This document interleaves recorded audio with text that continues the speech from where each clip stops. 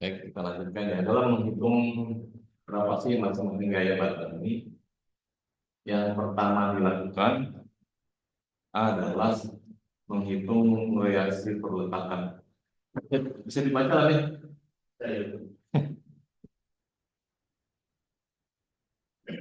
Saya dulu waktu kuliah ya, susah sekali melihat tulisan dosen. Pas saya ngajar, ternyata tulisan saya juga susah. Bisa ya menulis yang nyaman dibaca, tapi waktunya lama ya. Menghitung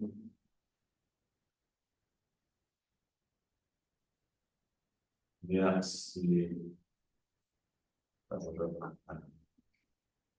Nah, tanaman sedikit lah. Ya, tapi lawas. Eh, ini bagian A. Menggunakan persamaan reaksi perletakan itu maksudnya ini kan akan duduk di dua tiang ya, yang sebelah kanan, yang sebelah kiri. Saya bangunan ini kuda-kuda di atas itu akan disalurkan beratnya ke tanah itu melalui yang ini dan yang sebelah kanan yang tengah yang ada di dekat itu dia dianggap bergantung saja.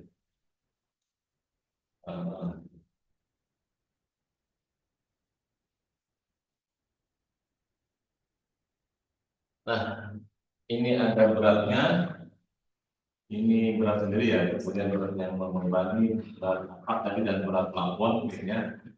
Terus dia akan ditahan oleh dua tiang ini. Nah, gaya yang menahan itu disebut gaya vertikal. Titik berapa dia? Kalau ini misalnya titik satu, ya berarti ini titik di mana? Ini mengikuti penomoran titik mana? Kayak ke atas. Nah, yang pertama kita hitung adalah ininya tuh ya, berapa P1 yang kali limanya. Sebelum bisa ngitung nilai belakangnya.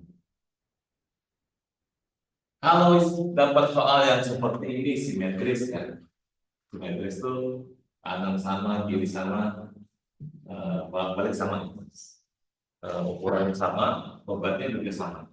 Ya kan setengah-setengah. Ini satu R, satu R ini satu R. P, P, nah B. Itu simetris. Kalau kondisinya lain, misalnya ini betul betul memang dua, tapi di sini satu, di sini setengah juga simetris. Nah, kebetulan gambar ini bisa simetris. Kalau simetris cukup total gaya yang derajat dibagi dua, bagi sama.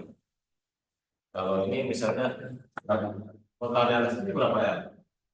Setengah tambah satu dua tiga, tiga setengah tambah setengah empat ya, empat L ini total gaya empat L ditambah P-nya berapa? Setengah dua tiga, tiga setengah tambah setengah empat empat P sama dengan berapa? Empat kali L, L-nya 40 tambah 4 kali P, P-nya 10, 160 ditambah 40 berapa? 200 kilo ton. Ini totalnya. Sekarang di salah satunya, P1 berarti satu akan sama dengan P5 sama dengan 200 dibagi berapa? 200 totalnya bagi perletakannya ada berapa?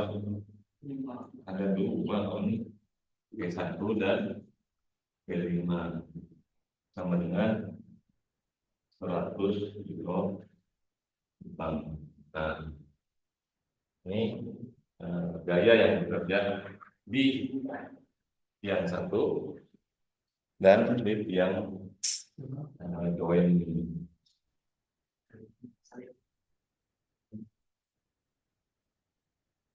Terus hasilnya 100 kilonewton dan jangan urusan gue.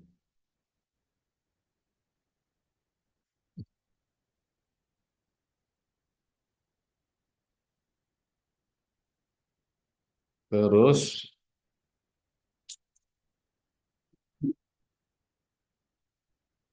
kita menghitung satu per satu ini perusahaan sudah dapat. Lalu ini kita nomori dengan nomor batang. Di situ simbolnya segi 4. Ini berapa?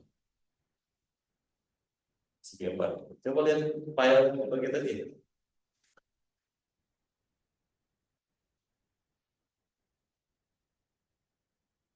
Apa?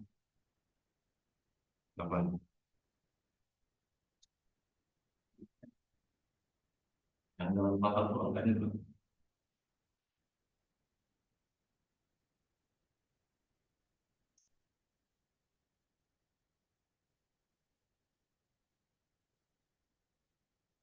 Angkanya adalah ini satu kan, dua kan, satu dua, satu kalau ini dua, ini tiga, ya kan? Empat, tiga yang lurus Pak, 6 per 2. Oh ini kan 6 per 2, 6 per 2 Pak. Oh ini kan, tiga. Oke, terus 4 yang 2 per 3. Dapat ini 5 ya. Ini enggak ada kan? Itu enggak ada. Nah, yang kita ada kita tentuin sendiri. Selanjutnya saya tidak kasih kotak. Nah, gambarnya tidak terus. Ini batang pertama, maksudnya ya. Ini batang kedua, batang ketiga, batang keempat. Nanti ini batang kelima, batang keenam, batang ketujuh, batang delapan, batang 9, 10, 11, 12, dan 13. Nah, untuk menghitung gaya dalam ini, dalam mata kuliah analisis struktur diberikan pilihan 3 metode. Metode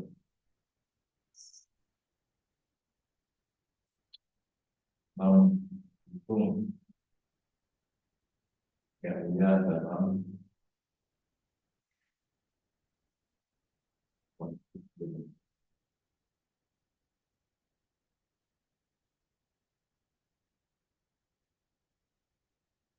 Pertama, metode titik simbol. Yang kedua, metode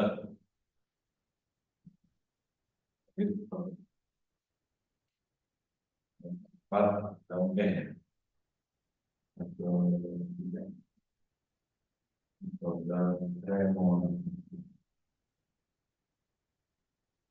Rasanya bisa dipertukarin, bisa diubah. Cuma di soal dia minta metode titik simpul. Menurut saya juga yang paling gampang diingat. Tetapi kalau kalian jago di bidang software gambar, Anda bisa tidak menghitung ya, tapi cukup melukis saja, menggambar dengan perbandingan skalatif bisa mencari nilai. Karena dia permainan sudut saja, sudut arah gaya bisa didapatkan. Lebih jelasnya kalau ingin tahu, lihat saja di YouTube ya banyak ya, tapi saya tidak mengajarkannya di channel saya.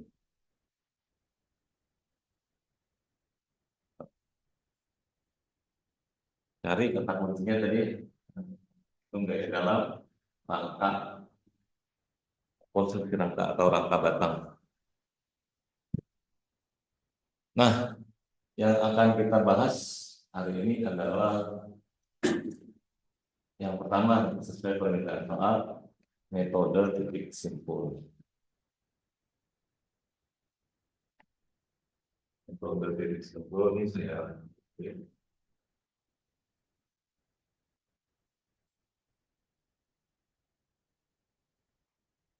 ini sudah juga kan? Kalau mau cepat di foto ini, foto dalam.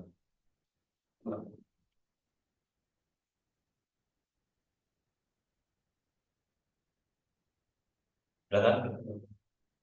Nah, kita tadi tangkap ini 100, P5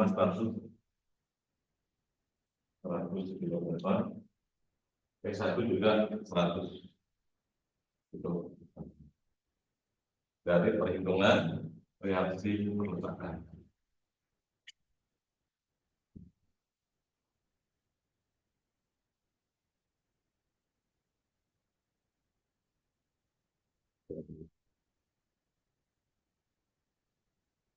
Lalu metode titik simpul pada pukul 1. Nah, pada pukul 1 maka kita tinjau 1 saja, yang lain tidak usah. Nah, ini darah kerjanya. Dalam lingkaran ini kita tulis ulang. Ini garis miringnya. Ini batang berapa? Batang 2. Ini batang 1. Terus gaya yang bekerja, setengahnya. Gaya dari atas, setengahnya. Terus gaya yang ke bawah, di setengah kiri. Terus gaya yang lawan, ini di 1. Nah, dalam hukum atau persamaan yang dikeluarkan oleh Newton, benda dikatakan diam itu kalau semua resultan bergaya saling meniadakan. Misalnya di benda diam. Padahal ada gaya yang bekerja, ada gaya apa? Gaya apa? Nah, seandainya tidak ada lantai, ya benar. Berarti lantai yang melakukan gaya dorongan ke atas sebesar apa? Sebesar berat ini. Kenapa kalau dia dorong ke kiri kan tentu ini terangkat ya. Kalau gaya berat ini dilawan oleh gaya tahan di pondasi. Itu rumus ketiga hukum Newton. Aksi sama dengan aksi sama dengan reaksi. Aksi juga sama dengan reaksi itu ada bahasa Arabnya ya. Dan kalian pasti hafal. Laha kasabat wa alaiha maktasabat, iya di amanat itu ya. Ya lah. Ya, orang itu akan berbuat dan dibalas dengan perbuatannya. Saya sedekah 100, yang lain sedekahnya 1.000.000, ya balasannya ada sama ya. Yang 100 balasannya sekian, yang 1.000.000 ya lebih banyak. Keseimbangan ya, jahat dibalas dengan jahat, berat dibalas dengan berat, ringan dibalas dengan agak beda dengan tetangga kita ya. Kalau tetangga kita tuh doktrinnya, kalau kalian ditampar dengan pipi kiri, berikanlah pipi kanan. Agak konyol menurut saya. Dan tidak seorang pun dari orang Nasrani itu yang mau di sebelah tampar pipi kanan, terus tampar lagi sebelahnya. Tapi itu dogma ya, maksudnya orang mau percaya ya silahkan aja. Iya. Terus ini di buhul 1 tadi ya. Nah, di sini ada sudutnya, sudut misalnya sudut alfa, kita namanya alfa. Kalau yang nomor satu ini dia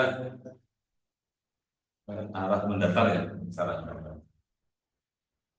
Dia boleh dikatakan tidak ada sudut terhadap sumbu X.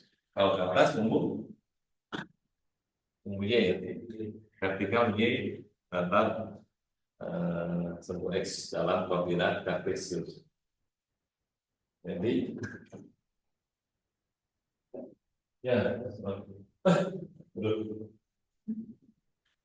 sorry, pembicaraan lagi.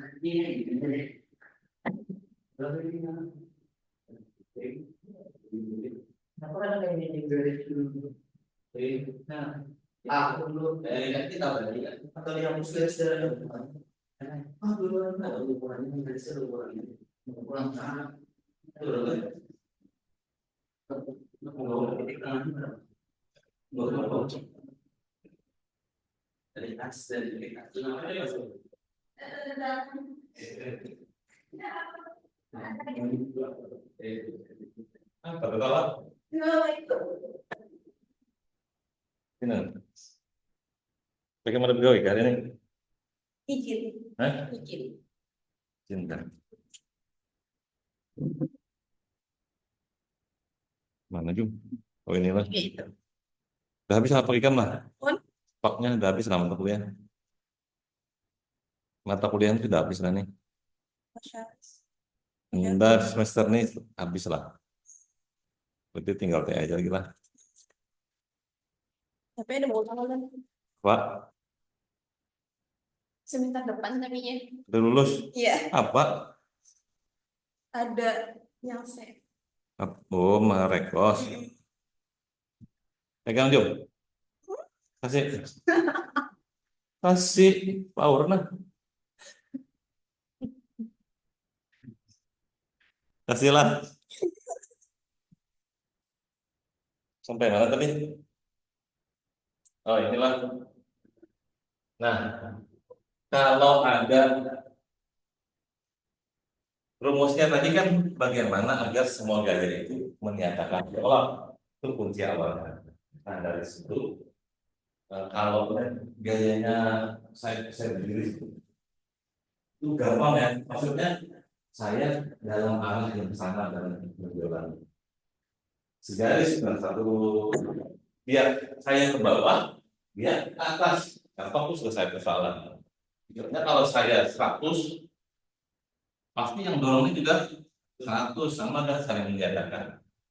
Nah, kalau yang seperti ini kan ada miring. Nah, yang miring ini eh, bisa lah saling menjadakan. Ini miring ya, arah miring bisa meniadakan lah.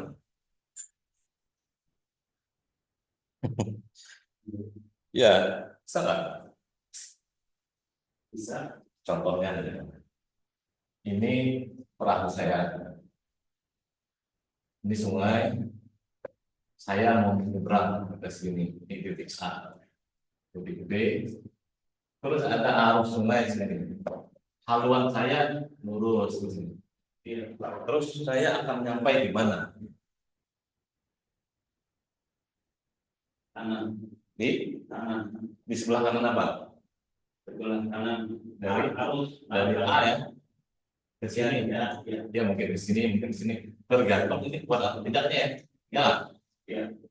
Nah, ini kalau kita sepotong-potong begitu.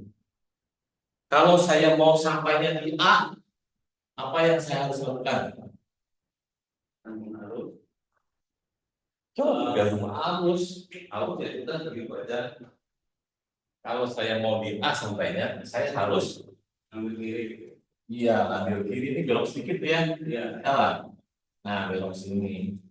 Harusnya saya nyampe sini, tapi karena dorongan arus saya nyampe sini. Begitu ya. Artinya gaya yang miring itu juga saling meniadakan. Bagaimana ceritanya? Hanya akan eh, ada di uraian gaya. Ini misalnya batang dua.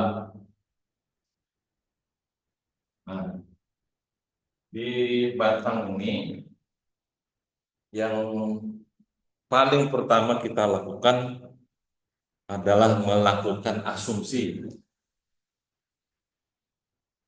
Melakukan apa? Asumsi. Apakah dia masuk masuk ke arah ini, maksudnya ke arah Google atau dia keluar. Jadi ada dua kemungkinan tadi ya. Gaya itu yang ini namanya gaya masuknya. Masuk ke arah. Nah, pegang ujungnya tarik. Nah, ini keluar dari pusat batang nih. Beda kalau ini kita sama-sama dorong itu awalnya dari pas. Nah, berapa sih? Masuk dan keluar gaya ini nilai yang kemudian disebut sebagai, kalau masuk dia disebut tekan, kalau dia keluar disebut tarik. Kalau tekan itu dalam literaturnya disebut share. Kalau tarik itu disebut tension.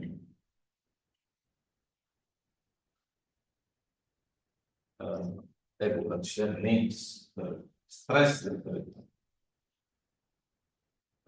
dan strain.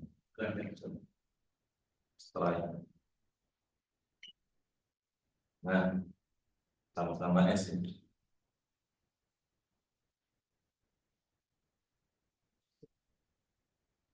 Hanya orang yang melakukan untuk dia itu lebih stres. Sampai lalunya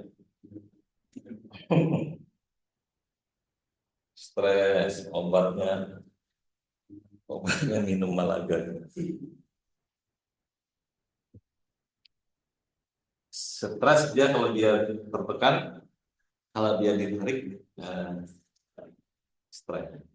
Apakah sama stres dan strain itu efeknya terhadap batang? Saya tekan 100 dan saya tarik 100, sama lah efeknya terhadap batang. Dan tidak sama ya, tidak sama. Ada bahan yang berbeda, pasti tidak kuat. Dan bahan yang sebaliknya kita kuat, kita akan kuat. Ada bahan yang kuat dua-duanya. Ada bahan juga yang lemah dua-duanya. Contohnya, contohnya beton ini kalau dipukul kuat di daerah tersebut. Tapi kalau ditarik itu lepas, cuma ada sih daya lawannya ada yang, tapi tidak sehebat kemampuan dia pada saat dipukul. Kemampuan dia ditarik beton itu hanya 20% daripada kemampuan dia dipukul. Nah, karenanya beton itu memerlukan ulangan baru untuk mengatasi kekuatan 20% tadi, ya nggak kuat ditarik. Nah, tarik tekan ini pada kayu, contohnya yang kita lihat, kalau ditekan itu kayu berlubang juga kuat. Misalnya berlubang karena sambungan baut atau paku atau apa saja, dia boleh dikata tidak berkurang kekuatan. Misalnya saya bilang ada lubang sini dibor kan, agar masuk baut. Nah, ketika ada lubang, bornya dicabut akan kelihatan lubang. Ini kalau kita duduki di atas 10 ton misalnya, antara dia setelah lubang ini dikasih baut dan dia dalam keadaan utuh sama kuatnya.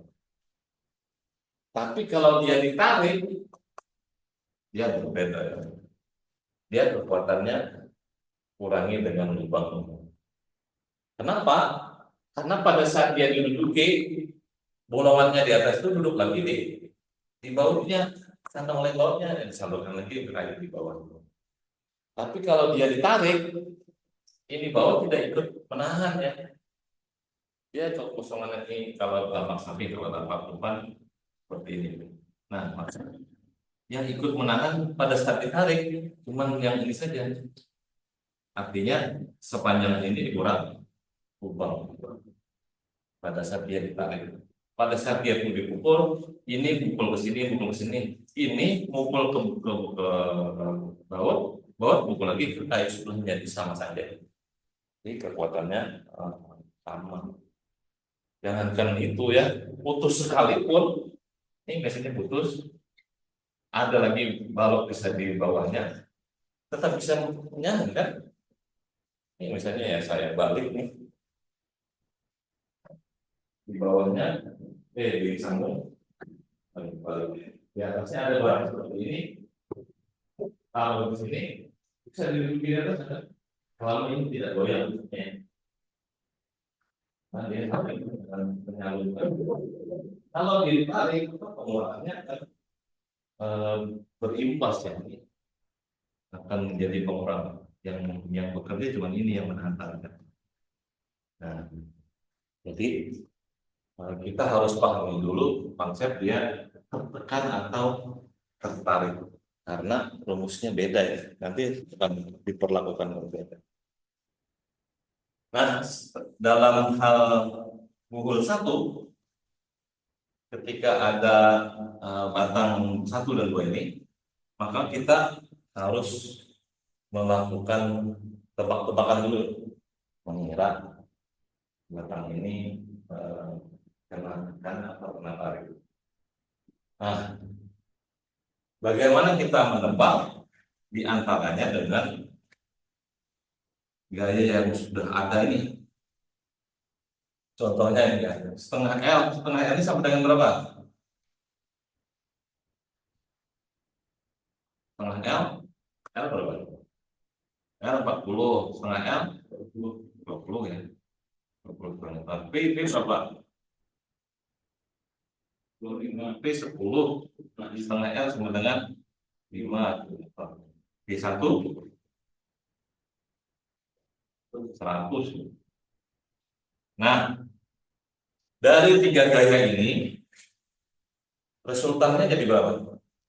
Ada gaya yang menekan ke bawah 20 tambah 5 kemudian ada yang mendorong ke atas 100, sisanya berapa? Ya, kalau cuma seperti ini dia akan berangkat sebanyak berapa? 75 kan? Ya 75 kesultanannya ya 75 ke arah atas. Berarti yang belum cuma ini kan? Ini akan potensial menekan ke bawah. Berarti kira-kira dia akan ke sana atau ke sini? Ke sana keluar, ke sini masuk. Kemana dia agar dia membunuh sisa 75 tadi menghabiskan ke sini, ke bawah kan ya, ke sini. Karena kalau di sana yang membantu 75 makin dia menarik ke atas. Kalau nah, berarti asumsi kita dia akan menekan ke menuju ke titik simpul atau masuk atau mengalami kan. Nomor 2 ditekan, kan arahnya ke sini. Ya, asumsi pertama. Yang kedua, sisa ini nomor 2 sudah kita misalkan, nomor 1 lagi. Nomor 1 ini arahnya ke sana. Siapa yang menahan gaya ini? Ini kira-kira ke sini, masuk atau keluar? Keluar. Kenapa keluar? Bebannya lebih ke tengah, Pak. Ini kan ke kanan. Keluar. Ini kan sudah ada gaya yang mendorongnya ke kiri kok. Ya, ini dua-dua ke sini. Berarti satunya akan menjadi musuhnya ya. Dia akan melawan, dia akan ke sana dan keluar. Karena dia keluar dia ditanggap tarik. Nah, gitu ya. Itu misalkan jadi. Supaya apa? Supaya nol ketik kok. Supaya dia saling melawan, saling meniadakan. Nol. Terus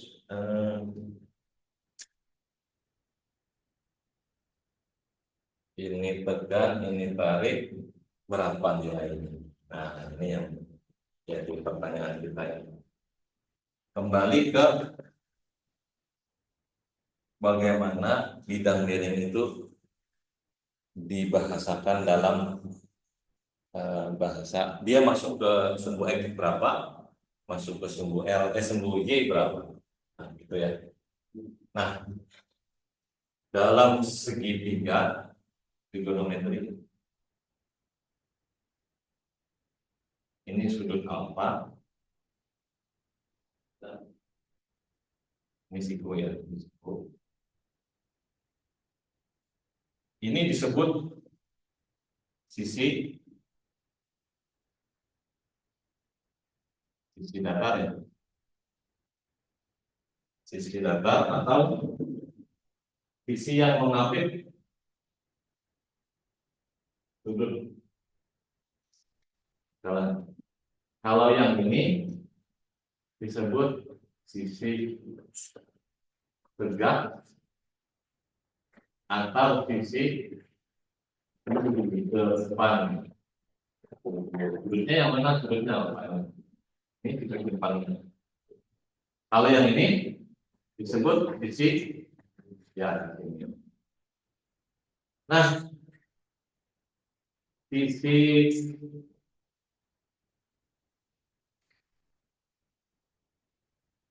segitiga ini segitiga siku-siku. Dalam segitiga siku-siku berlaku apa? Ini misalnya C ya, ini A, ini B. Maka khusus untuk siku-siku berlaku trigonometri, yaitu sin alfa sama dengan sebelumnya harus dicari C-nya dulu. C-nya yang pertama Pythagoras dulu. C kuadrat sama dengan A kuadrat tambah B kuadrat. Ini Pythagoras. Yang kedua trigonometri sin alfa sama dengan ini alfa sama dengan sisi di muka sudut, ini muka sudut B dibagi sisi miring C. Itu sin alfa. Kalau cos alfa sama dengan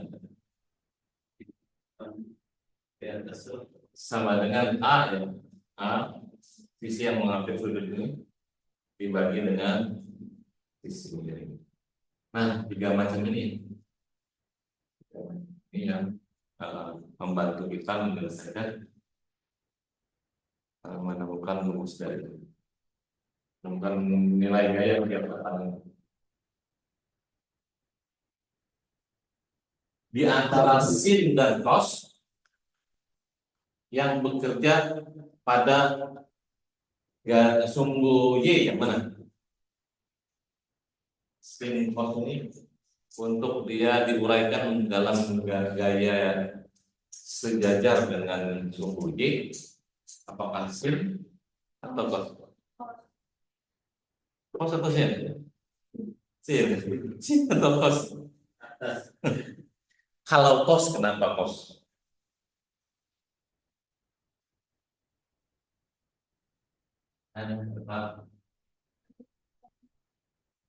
Karena cos di atas. Yang saya tanya sumbu Y ya. Nah, ini Y. Ini X. Yang terhubung dengan sumbu Y yang mana? Sinus atau cos? Ini? Ya, sin. Kenapa sin? Karena lebih lulusan dari atas, Pak. Karena B ini sisi tegak ya, Pak. Ya. Nah, ini B sisi tegak. Ini berarti dia uraian dalam sumbu Y. Tapi yang kalau sumbu Y dia pakai sin. Kalau yang uraian dalam sumbu X, berarti sisanya ya cos. Kenapa cos? Karena dia menggunakan A. A yang mana? A yang ini. Ini sisi bawah, sejajar dengan sumbu apa? Sumbu X kan? Ini sumbu X. Nah, nilai dari gaya batang dua ini akan diuraikan ya. Misalnya nih gaya karena batang dua N2. Kenapa N? N itu gaya normal. Gaya normal adalah gaya yang bekerja sejajar dengan selat batang N2, maka diuraikan menjadi yang ini namanya N2 kali sin alfa ini alfa. Yang ini N2 kali cos alfa ya.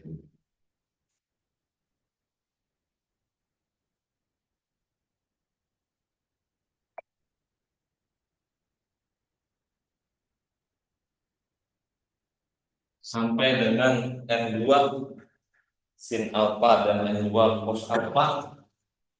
Saya ditanyakan dengan sampai situ dulu ya. Salah.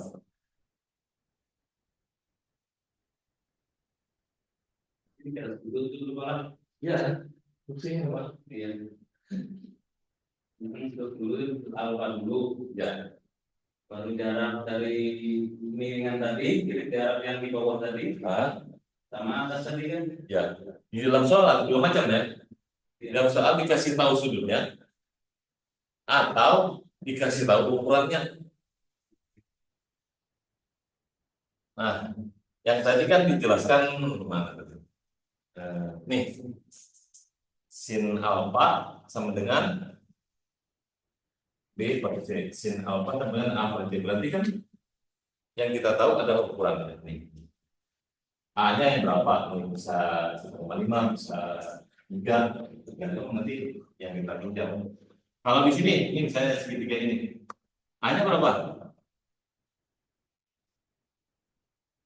A-nya 2 meter, A-nya yang tegak atau yang ada di bawah kan. ya 2 ya, berarti A sama dengan 2. Terus B-nya berapa?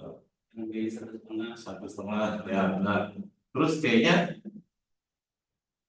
Ini yang dari 1 ke 6 berapa? Sama dengan C kuadrat sama dengan A kuadrat tambah B kuadrat. Berarti C saja akar dari ini ya. Akar dari A pangkat 2 tambah B pangkat 2. Hasilnya 2,5 ya. 2,5 meter. Cari saja caranya bagaimana tadi. Akar dari A-nya 2 kuadrat tambah B-nya 1,5 kuadrat. Diakarkan dapatnya 2,5. Terus berarti sin alfa sama dengan B ini berapa? 1,5 ya. Per B-nya 2. 2,5. Cos alfa sama dengan 2 per 2,5. Ya. Ini nilai sin alfa. Tapi ada juga soal yang ngasih tahu sudutnya. Ini kan 30 derajat atau berapa tuh. Nanti ini nggak dikasih tahu yang ininya nggak dikasih tahu. Misalnya dalam peraturan bangunan itu sudut ini udah sembarangan ya. Dia ada ketentuannya dalam peraturan bangunan itu. Kenapa? Karena atap rumah kita itu beda-beda. Atapnya miringannya minimal sekian. Atap sirap minimal sekian. Atap apa lagi? Atap rumia nggak ada. Nggak ada perhitungan itu kira-kira. Kalau atap rumia pernah ya? Nah, atap rumia masih dulu kan? Saya juga boleh ya. Ada ngambil saya mau. Atap rumia ya ada di belakang. Itu di pasang bangunan kawasan. Kenapa ditentukan kemiringannya? Karena ada batas minimal untuk tidak terjadi kasih. Tidak terjadi apa? Tidak terjadi rentesan. Maksudnya rentesan. Kalau angin itu kuat ya, nih air hujan itu kan tidak jatuh begini, ya. Dia jatuh tergantung anginnya. Kadang miring di sini, miring di sini. Kalau miring di sini berarti bagian sini yang kena ya. Kalau miring di sini berarti yang ini yang kena. Nah, pada tiupan angin yang kuat, dia bisa menyelusup di antara lipatan atap itu ya. Sehingga air itu ada sebagian kecil masuk ke dalam rumah. Plafon itu beda-beda. Seperti itu ya. Kalau seng yang biasa, seng gelombang itu relatif aman ya. Kalau kita menjulurkannya penumpangnya ini agak banyak dan itu celahnya tipis, dia saling melengkap di sini. Tapi kalau yang atap gelombang, atap yang ada motifnya lah, motif roof misalnya, atau sakura roof, genteng metal itu, jangan kunciannya seperti ini ya. Dia 2 daun 1 lembar, 2 daun 1 lembar. Di bagian itu ada bagian seperti itu. Nah, kadang-kadang si bulkang itu kan sebelum pasang atap dia pasangan dulu kan, pasang kuda-kuda, terus ada boarding, ya kan langsung kalau baja ya biasanya langsung rem. Nah, rem ini kadang dia tidak spesifik memasangnya sehingga jarak itu ada, ada kosongnya di sini ya. Nah, dengan rem dan apa namanya dalam tempat itu ada jarak. Kenapa? Karena dia mengukurnya per 4 meter misalnya, tandai metering. Terus yang kedua itu dia nggak menandai lagi di ujungnya saja di sini. Jadi ada satu, dua, tiga, mungkin tiga kuda-kuda yang terlewati, dan dia nembaknya kira-kira ya. Ada. Nah, ini rawan ditembus oleh tiupan angin dan air hujan. Sehingga perlu ditetapkan nilai alfa ini. Makin besar nilai alfanya, makin susah ditembus air hujan. Kenapa? Karena kan angin itu katakanlah vertikal begini, atau paling miring yang mungkin begini.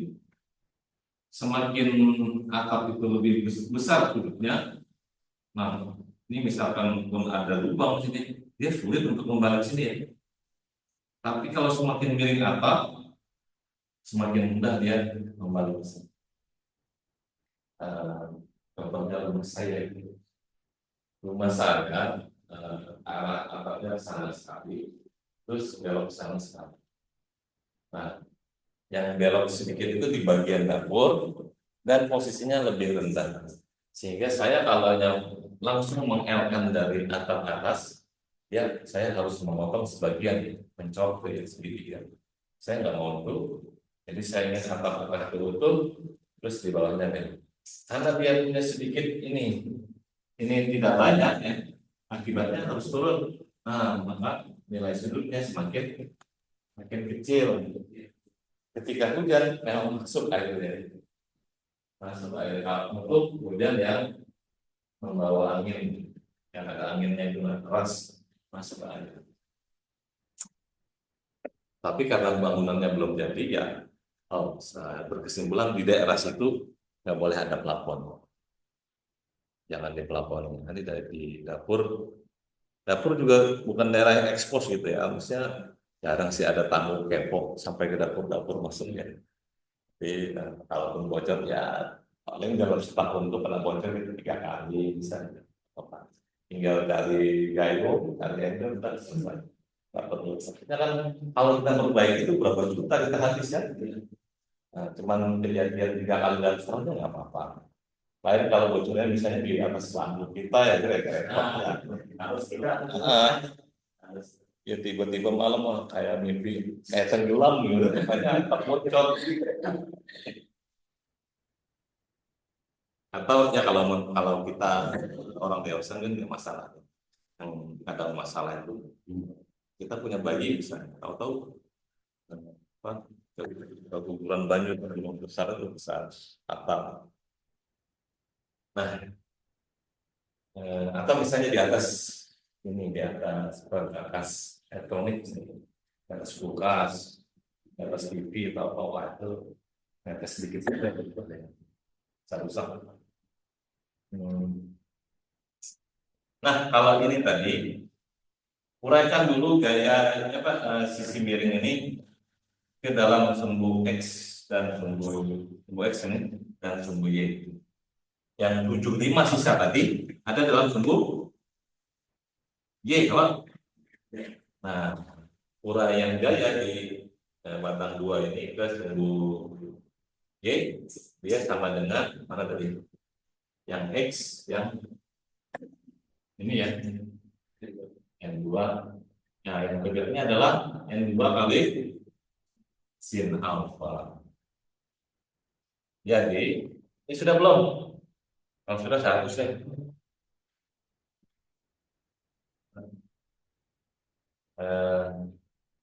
dipotong saja lah ya. Kalau jauh didekati. Tapi kalau mengarah yang tajam ya dari jauh bisa. Sudah? Saya hapus ya.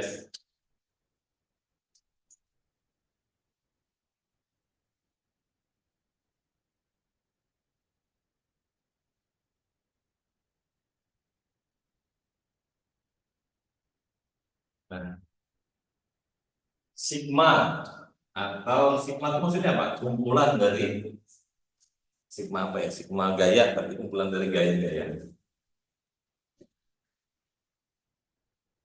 Gaya-gaya vertikal harus sama dengan 0. Karena tadi ya dia dalam keadaan diam, berarti sama gaya saling menolkan. Kita asumsikan dulu ya, asumsinya gaya ke bawah itu nilainya negatif, kalau ke atas berarti positif. Terus gaya ke kanan positif, ke kiri berarti negatif. Terbalik. Nah, gitu. Nah, kalau untuk sigma V di buhol 1 yang ke bawah tadi apa? Setengah L ya, tambah setengah B yang ke bawah. Oh, yang ke bawah negatif ya, sorry. Yang negatif. Negatif. Lalu ini gaya ke atas P1 plus seperti yang P1. Ada lagi? Ada lagi ini tadi ya. N2 dalam arah G, yaitu N2 kali apa tuh? Sinar sama dengan 0. Nah, N2 ini plus atau minus? N2 tadi minus ini minus ya, karena dia ke arah bawah. Nah, satukan angkanya 1/2 kali R, 1/2 kali L berapa? 40 kurangi 1/2 kali P 10, benar. Tambah P1 tadi 100 dikurangi N2 belum tahu ya. N2 kali sin alfa tadi nilainya berapa? Sin 1,5 per 2,5 sama dengan mol. Dulu angkanya berapa nih? Setengah kali 40 min 20 ya. Setengah kali 10 min 5 100 kurang min 2 kali 1,5 per 2,5 sama dengan 0. Min 20 tambah min 5 min 25 tambah 100 75 plus atau minus? Plus ya, sama dengan kurang 2 kali 1,5 per 2,5 atau N2 kali 1,5 per 2,5 sama dengan 75 ya. 75 N2 saja berapa? N2 saja. Ini kalikan aja nih berapa nih? Bukan kalikan, bagi ya. 1,5 bagi 2,5 nilainya berapa? 0,6 ya. Berapa itu bang? 0,6 ya. 0,6 ya kan? 1,5 per 2,5. Berarti N2 dengan 75 kilonewton ya Pak? Dibagi ya, asalnya kali jadi bagi 0,6 berapa saja?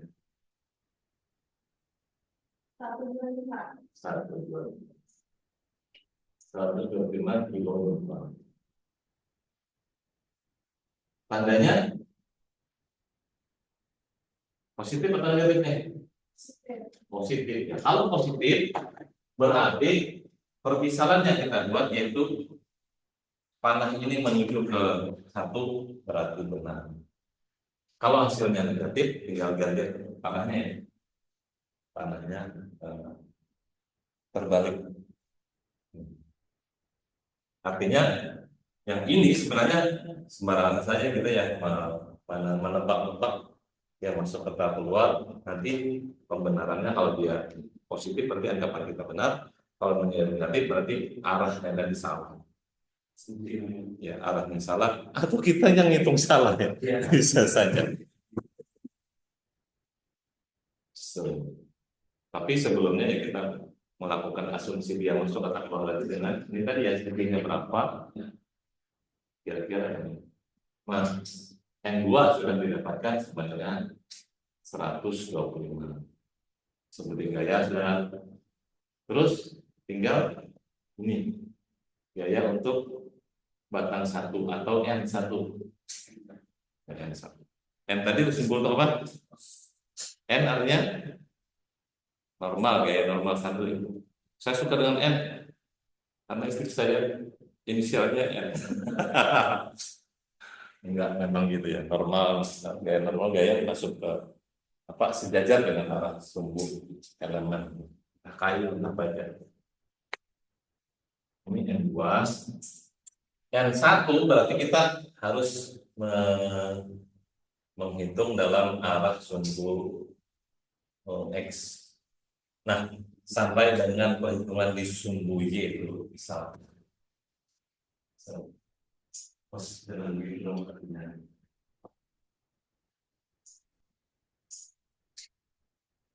Kalian kalau di sumbu X, terus sumbu Y bisa. Emang itu apa ini? Hah? Wah, aja. Sengaja. Insya Allah. Oh, ya, kalau misalnya di mana?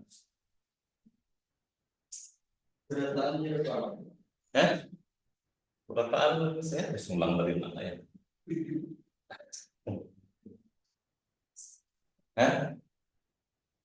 Yang resultan gaya ini dulu. Kenapa gaya di sini tidak masuk yang ke atas? Nih, N1 tidak masuk dalam perhitungan sigma gaya P. Karena kalau keluar, ini misalnya arah ke sini ya, ada keluar tetap ada. Dia tidak masuk karena sudutnya ke sini berapa? Sudut ke sumbu Y. Nih 30 berapa? 90 ya. Tadi kalau untuk menguraikan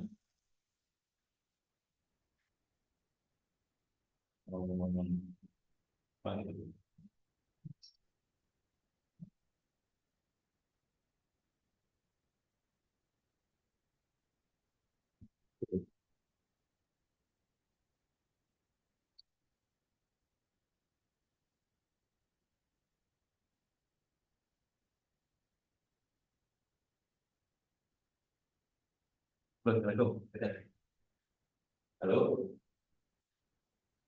Esa di mana? Hah? Oh, ya, Esa di mana?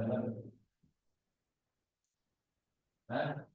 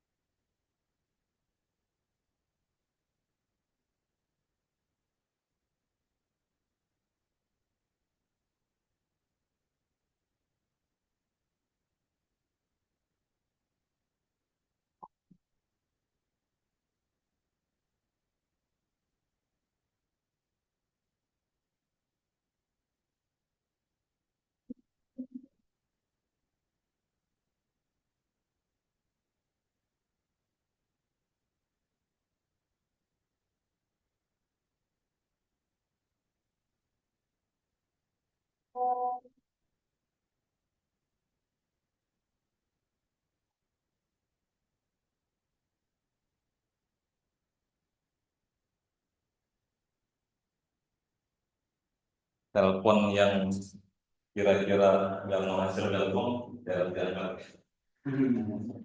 Nah, kalau telepon yang berhubungan dengan pekerjaan cepat kan.